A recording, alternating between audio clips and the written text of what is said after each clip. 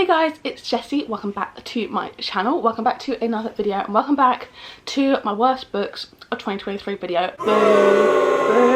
Yeah, not the most fun video to make, although it is fun to go on a little rant, I do think. And I really didn't enjoy all of these books, unfortunately. Overall, I had, I think, a very good reading year. I think looking back on it, I read a lot of excellent books and overall I'm feeling pretty positive. But unfortunately for me, these are the ones that just didn't hit the mark and I ended up being very disappointed by. I think the majority of these aren't objectively bad books. I can definitely see why some people would enjoy them. It's just, for me, either I found them boring or I just didn't get it, and I just personally didn't enjoy it. So firstly, we'll do two kind of honourable mentions, I guess, similarly to my favourites. These are my DNFs of the year. I DNF'd 2 books this year, which is big for me. I've never DNF'd. I think like it was my first time DNFing when I DNF'd the first book, and next year I definitely want to DNF a bit more and make sure I'm not just like hate reading books. I'm reading books for videos and like feeling like I have to read them. So these ones can't be included in the worst books because I didn't rate them, because I didn't finish them pretty much. So my first ever DNF and first DNF of the year was The Versions of Us by Laura Barnett. I can't remember what I was reading this for, which video for, but I did choose to DNF it. This is basically a sliding doors type story where you follow 3 different timelines of these 2 people when they first meet, and basically whether they choose to like go on a date, they don't speak to each other, or etc, etc. And for me, unfortunately, this was just so dull. I got a decent chunk of the way through. I think I got about this far through and I was like, I can't keep reading the same thing over and over again. We basically follow their whole entire life but jumping between all these timelines, and I think you have such a strong opportunity here to have them like different places, different things, but they're like the same in each life and they're miserable in every life, and it's just really not fun. I don't think there's one life where, at least at the point where I got to, they ended up happy together.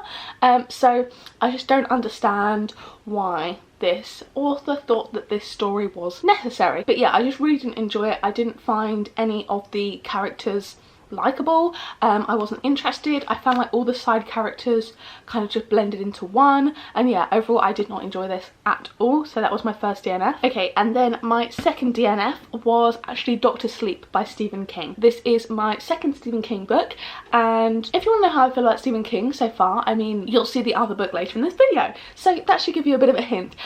This one I'm reading for a video that you guys actually haven't seen yet. I read The Shining for kind of to prepare to read this book, because this is the sequel, and I had to read this for that video.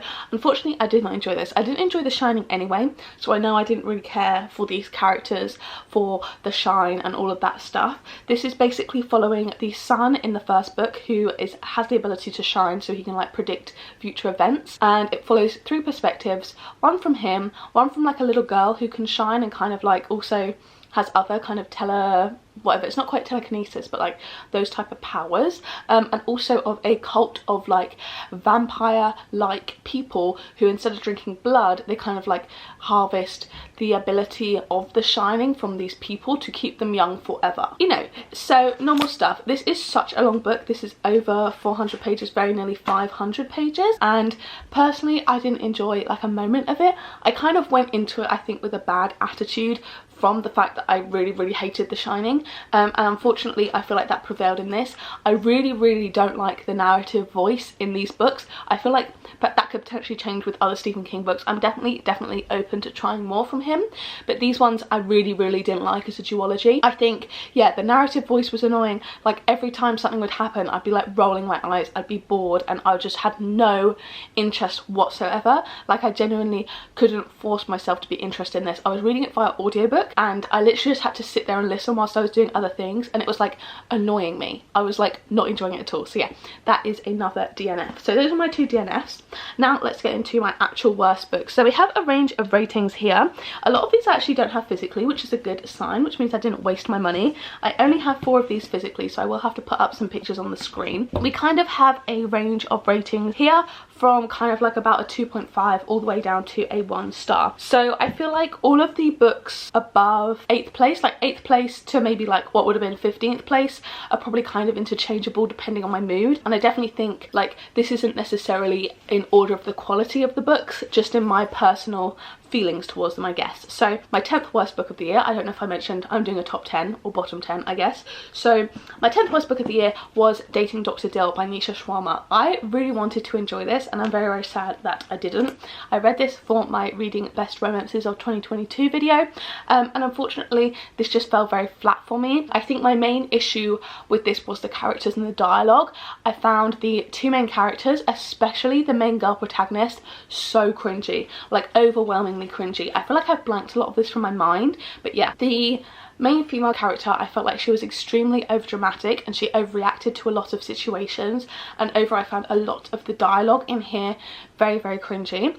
And towards the end there's like a miscommunication type third act breakup type section, and that annoyed me so much because this is like a light spoiler, so I'll put a little spoiler warning on the screen and you can skip to this point if you don't want very light spoilers. But basically she's looking at him and saying, I need you to tell me that you love me, and in his head he's like, I do, I love her, and then out his mouth comes, no I don't, I can't tell you that. And I'm like, that makes no sense to me, and I just found it so annoying. So overall, yeah, this was just a bit of a flop, just too cringy, and I didn't really like it, but arguably there's much worse on this list, I think. In 9th place is actually The Housemaid's Secret by Freida McFadden. So this won the Good Reader's Choice Awards for mystery thriller. That's absolutely fine, but no it's not. So basically this is the sequel to The Housemaid, which I will caveat with saying I actually enjoyed The Housemaid, like a reasonable amount. It was my first ever Freida McFadden book. I read it very quickly, very popcorn, very like easy breezy kind of thriller.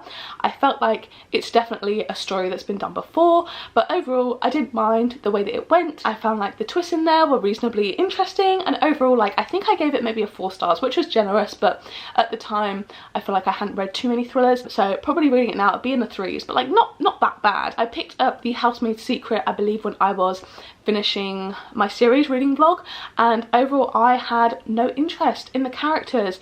They were so boring. The main girl had just kind of turned into more of an unlikable character, and it was pretty much just a copy and paste of the same ideas of the first one. I found it extremely repetitive and I had absolutely no interest whatsoever until at least 60% of the way through or so, and then it got a little bit interesting, but still I really just didn't enjoy it at all. Firstly, I don't think Freida McFadden, and kind of I lump Alice Feeney in there with her, they're not excellent writers per se. They're very much kind of, it's like the Kindle Unlimited thriller vibe. I don't want to tar all Kindle Unlimited authors with the same brush because there's some absolutely excellent books on Kindle Unlimited, and I personally love Kindle Unlimited anyway. And I also don't want to kind of make anyone feel bad for enjoying these books because they are made to be like enjoyable, if that makes sense. But I think comparatively to a lot of other thrillers, mysteries, etc. that have come out this year, recent years, that are kind of really doing new and fun stuff, it's a shame to me, I think, that they are not getting the recognition and these kind of like churned out books are. They're very easy to read, they're kind of got the shocking twist, they're just trying to kind of one up the reader a bit, and overall I find it a shame that these kind of do so well and it feels kind of like a low effort, if that makes sense. I don't know, I'm not too sure what I'm saying, but overall I just didn't really enjoy The Housemaid's Secret, and I think it's a shame that this is the book that's got so much recognition this year when I feel like there's so many other really excellent books that I personally really enjoyed that I think maybe are better overall, just like not even better overall, but I do say I can very much see the appeal. It's a very easy read. I definitely think like she keeps you entertained. It's like fast to get through, fast paced, and I can understand why maybe people that aren't super into thrillers and mysteries like I am would really enjoy it. So I really don't want this to seem like hatery, but personally I just have a bad taste in my mouth from them just because I'm like almost jealous for the other authors of their success, if that makes sense. So yeah, unfortunately I don't think The Housemaid's Secret was a very good sequel, and I don't think it was a necessary sequel either. I feel like it just was kind of like a bit of a cash grab based off the success, and I hear there's a third one. I'm not going anywhere near that, even though I probably will have to for the Goodreads video, but you know, whatever. Anyway, I've been talking about that book for way too long. On to number 8, I have All Good People Here by Ashley Flowers. I didn't really give a synopsis for The Housemaid's Secret or any of these actually. I remember this was like a fake dating. Housemaid's Secret was she like goes to a house and has to be a housemaid and there's secrets. That's all you're gonna get from me. And All Good People Here is basically the JonBenet Ramsey case. This woman goes back to her hometown where a girl that she was friends with was murdered as a child. She was like a beauty pageant girl, and like the parents are suspicious, the brother was suspicious, and she goes back and she basically is trying to investigate it. And overall I had not really a very strong interest. I think what really threw me off was the ending. I feel like, I think it was Meg with Books that first said it in her review, and I definitely agree with it.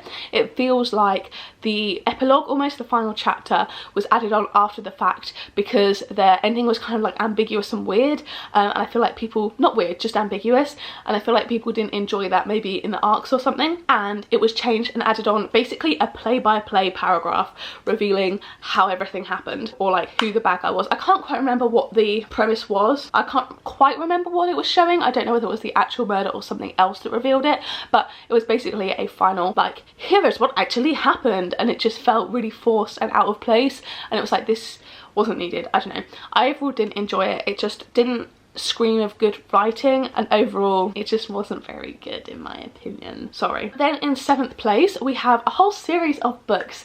I couldn't quite pick one to fill the spot, so I've gone for all 3 of the Twisted books that I read this year. So I read Twisted Hate for my Goodreads romance video, and I did want to kind of get the most out of it I could, so I read the first 2 as well, Twisted Love and Twisted Games. I definitely think Twisted Games is better than the other 2, but not by much. Twisted Love is really quite funny if you think about everything that happened in that book. Like, it's a dark romance, and it definitely is dark. Like, we kind of bring in the mafia, like it's really bizarre. The main guy whips out a guitar and serenades her. She's very little, he's very tall, he's very grumpy and really horrible and mean and very protective of her, and also he stalks her to another country. You know, all the fun stuff you want in a nice romance. So I personally did not enjoy that one. Twisted Games, maybe slightly better. I potentially wouldn't put Twisted Games on this list, although like this was better than all 3 of them, so that kind of means I probably should put it on the list. Anyway, Twisted Games was fine. Grumpy man, bodyguard, so big and tall, she was very little. It's like just extremely cookie cutter, I think. And then Twisted Hate, they're enemies, but they have so much sexual tension, which I never saw, but they say it's there, you know. But for me, what annoyed me about Twisted Hate, this is the one I remember the most because I read it the most recently. The conflict could have been resolved so easily. Like, there was a secret that was kept that never needed to be a secret, and one thing for me is there was an argument between the 2 main characters, and I can't remember which one said what, but some of the things that were said there I think were truly horrific and unforgivable, and I just don't want to not root for the characters in a romance, like not root for them to be together. So that's overall why I didn't enjoy it, and I will never ever be picking up Anna Huang again. I think she isn't for me. The girlies love her, like don't get me wrong, she is a popular, I'm very much in the minority, but she is very, very clearly just not the author for me, so I will not be going near her books again, but all very happy for everyone that does enjoy her books. Then we have number 6, which is The Sanatorium by Sarah Pearse. Oh, do I have this one? I feel like I should have this one. Maybe I already gave it to the charity shop by accident. Okay, I fear I accidentally already donated this one after my Unhaul video, and I forgot to keep it for this video, so apologies, but I did have this one physically. This is a thriller by Sarah Pearse. It is a isolated, snowed in, kind of in a hotel serial murderer trying to solve. I didn't enjoy this mainly because of the protagonist. She was stupid. She was actually idiotic. She is an ex-police officer, and as always she has this trauma, so she's taking time away because her last case was so bad. Yeah, she was telling everyone all of her theories even though they were all technically suspects. She was like jumping to so many conclusions, which I personally would not have done, but you know, she's a professional, and overall it was not good. I also don't feel like I liked this reveal because a lot of the information that was the motivation for the killings wasn't revealed to us until the villain was kind of doing their big monologue speech explaining everything. Firstly, I don't like that, and secondly, I like to be able to, when a reveal is made, say like, oh, like I see, like I could have put that together. I never do, like I never would be able to, but I like thinking that I could have, because I feel like that's fair in a mystery, whereas unfortunately that wasn't the case in this one, and it was just like, well, what's the point? Like I couldn't have guessed that. That wasn't like alluded to, so it just felt a little bit flat for me, and I didn't enjoy it really. So I will not be picking up anything else from this author, and that's my 6th worst book of the year. My 5th worst book of the year I actually read quite early on, and that is How to Kill Your Family by Bella Mackie. I was really excited for this book. I had reasonably high expectations. I really thought I was gonna love it. Unfortunately for me, this was just so slow paced, and I really couldn't get into it. I was stuck reading it for like months. I got about halfway through and I was just like chugging along slowly and really not kind of being gripped by it. I was just kind of like getting along with it. I then picked up the audiobook and I definitely think that elevated my experience. The second half of the book I actually enjoyed quite a lot up until the ending, which frustrated me to no end because it's kind of like almost like a villain monologue, but you've got like a change in perspective and a change in plot, like a change in vibe, I guess. Like from this to the end, whatever happens in that section completely like negates everything else that happened in the whole book, and I really did not enjoy that at all. I felt like it ruined the book, like the entire book, like the message of the book, everything about it. I feel like it was completely ruined in that last chapter, and overall I really did not enjoy it. I don't feel like I've got too much to say about this. I can't really remember it. It's basically a girl who is biologically related to this family through like an affair, and they're really rich, and eventually she tries to get accepted by them but she can't, and so she kills them all off one by one. And also a couple of these family members that she kills, a lot of them are bad, a couple of them seem really nice. So at least one of them I remember specifically, I'm like, oh, well, why did you kill him? Like, come on, it was quite sweet. So yeah, unfortunately this fell very flat for me. Then we have number 4, which is A Good Girl Complex by Elle Kennedy. This is, objectively according to this list, the worst romance book I've read all year. This is following Mac as she meets Cooper. Mac is from the posh school. Cooper is a local bad boy. And if you've read After, this is it. This is After, but imagine that Harry Styles in After is not as interesting, a lot more boring, a lot less toxic, but still kind of rude and like bad vibes. And imagine that Tessa is pretty much the same, just maybe like a bit more snobby. So this has got like the bet trope and all that type of stuff that I find so boring and very fan fiction in a bad way. This is like bad Wattpad. This is like Wattpad non-edited. Like we've got 500 chapters and it's all over the place and every chapter ends on a plot twist type of vibe. That's not the case for this book, but that is what it reminds me of. Yeah, I really didn't enjoy this at all. I think the writing was bad, the characters were annoying, the romance was cringy, everything about it was not good objectively. I think this is one of the ones I will say, like I won't say this about a lot of the books, I can understand the appeal. This book is terrible. Like objectively, I mean subjectively obviously it's my opinion, this is one that I can't quite get why other people would enjoy it, if that makes sense. The other ones I can get the vibes. This one's a no. This one I can't understand. So unfortunately not a favourite for me. Then in 4th place, this is one that I think, like unlike the last one, I can definitely see the appeal. I can definitely see why people enjoy it. I think I didn't get it. I didn't get the vibes. I didn't get what it was putting down. This is Breast and Eggs by Miko Kawakama, I'm not sure. This is kind of like 3 novellas, I guess, put together, talking about motherhood, femininity, a bit of plastic surgery, stuff like that. And I normally quite enjoy translated fiction, but I didn't enjoy this. I found it very slow, pretty boring, and overall I just didn't get it. I didn't get the appeal. I found it a bit of a chore to get through, and overall that's it really. It was just boring to me. I feel like nothing really happened. I didn't even really, like there were some messages in the book, but like most of them I think probably went completely over my head. Like I just didn't have a good time with it, and I feel like this one I can't like rant about for a long time. I can't go on about because I just didn't get it. I just found it boring. That's all the kind of critique I have for it really, but like I can definitely understand why people would enjoy it because I don't think objectively it's like a poorly written bad book. 2nd place is kind of the same. This is The Vegetarian by Han Kang, I believe, also translated, but this one is also 3 short stories. It's quite a short book. I just remember not liking it and finding it weird. I think for me there were a couple of instances of slightly dodgy kind of toying the line of SA type scenes and other things in it. Like it just felt very weird and a bit out of place almost. I understand that it's like it's placed within a book, but for me it just didn't sit right with me, and overall I kind of didn't understand the point of it and I just didn't enjoy it at all. Like I can't really explain. I feel like you're kind of talking about sexuality as well in this one, amongst other things, a bit of vegetarianism as well. Like I just really like, it's all over my head. I think that's the issue for me. Maybe I'm not smart enough for it. I can put my hands up and admit that. Like I really genuinely think it just went straight over my head, and like I didn't get it. and that's why it's low for me, because like I hated it, to be honest. And then finally, my official worst book of the year. I don't think many of you will be surprised.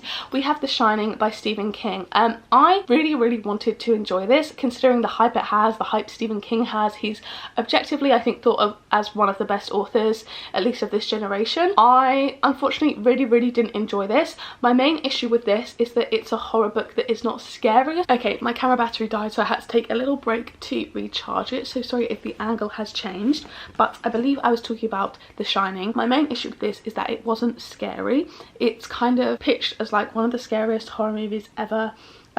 Obviously a masterpiece, probably the best supernatural novel in 100 years, and I didn't think any part of this was scary. I have heard some people say that they enjoyed it because they like the movie and it gives a good backstory. I definitely think I really will enjoy the movie. I'm actually quite looking forward to seeing it, but like little things like the twins on the bikes I know in the movie, they're not in here, and like there's only one really kind of like haunting slash ghostly aspect. Overall, I did not find this scary. This is just a story about a man with alcoholism. That's about it really, and then he goes crazy. Like that is really all that there was to this book. I didn't find it scary. I didn't find any character likable. I wasn't interested in the plot. I wasn't interested in where it was going. I didn't care about any of the characters, and overall I just found it incredibly dull. We got up to about halfway through, nothing like remotely like horror related paranormal had happened. It's just like overwhelmingly dull was my kind of takeaway from it. I'm really happy that a lot of people do obviously like it, but for me I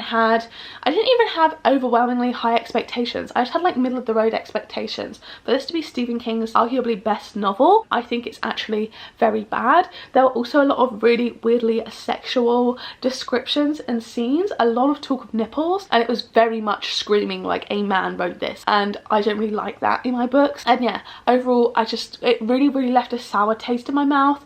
I didn't like it. I didn't like any characters. I know they were meant to maybe be unlikable, but I didn't kind of find them entertaining. I didn't root for anyone. I had no care in the world for anything about this book, and so unfortunately I think because of its such high esteem, high praise, has made it fall to the bottom of my list, just because I'm like, how? I don't get it. Like obviously I get aspects of it, but overall like this is not, in my opinion, a very good book at all, and so I have no idea how it's been so successful. I think the movie, from what I've seen, looks very good, so I'm very excited to give the movie a go. I'm very impressed with what they probably have done with this as the source material, but yeah, it was not for me unfortunately. But I really hope the people that did enjoy it, I'm very glad that they did. I'm very glad that the people that enjoyed it did enjoy it. So yeah, overall those were my worst books of the year. I definitely had way more 4 and 5 stars than I did 2 and 1 stars, which I'm super happy with. And yeah, unfortunately these didn't hit for me. I really hope that you did enjoy them. I'm very happy for everyone that did enjoy them obviously, but yeah, just a bit of a flop for me unfortunately. So I really hope you guys did enjoy this video. We'll move on to more positive things in the future.